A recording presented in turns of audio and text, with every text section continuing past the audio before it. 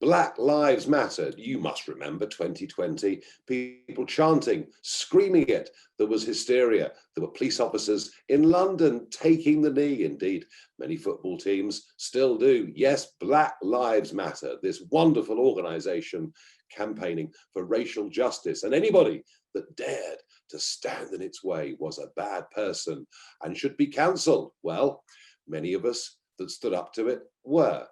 I did, because I knew Black Lives Matter from America. I knew what it swept across after the horrible death of George Floyd. I knew this was an organization I did not trust. I knew this was an organization more intent on division than it was on bringing anyone together. Well, try this for size.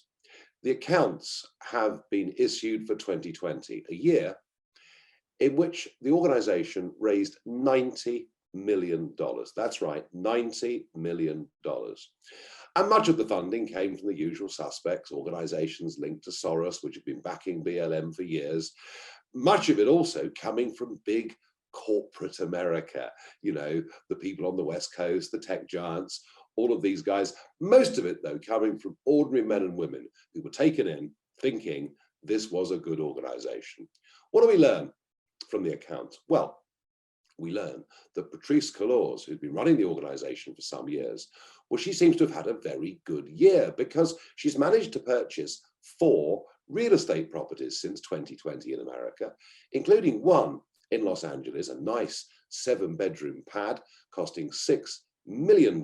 Yes, she owns it, but she says that it's for housing needs and for production studios. It sounds like quite a studio. But not content with that, the father of her child has earned nearly $1 million organizing live events. And surprise, surprise, her brother got a security contract for $840,000. One of her fellow directors has managed to earn $2.1 million providing services to the company.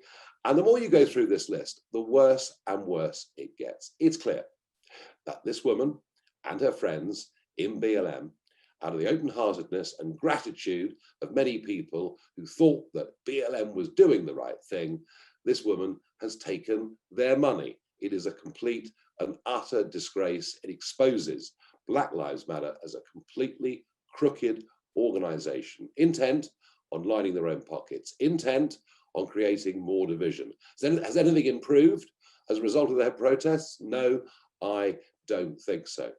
And I'm just wondering now whether all the lovies, all the great and the good, all of those who condemn me for what I said, whether they, you know, present match of the day or whatever else it is, whether they're actors, I just wonder whether any of them will actually be embarrassed. I wonder whether any of them will apologize for backing this organization. I expect in return a stony wall of silence, but at least BLM have been exposed.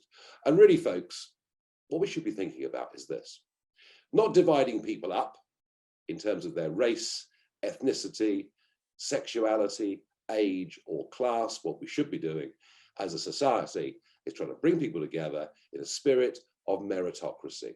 It would be so much better if our kids at school were taught to be colorblind, which in many ways, naturally, they are. I was with a friend at the weekend who said to me, Nigel, we're probably the last generation who will look upon people as, regardless of their skin color, we'll be colorblind to all of these things.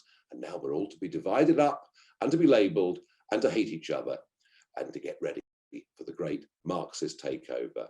I hope this little video exposes BLM to you. Don't be taken in by them. Don't be taken in by anybody that supports them. And if you see BLM, whether it's on a football match or a cricket match, you know, please tell the organizers to drop this corrupt organization.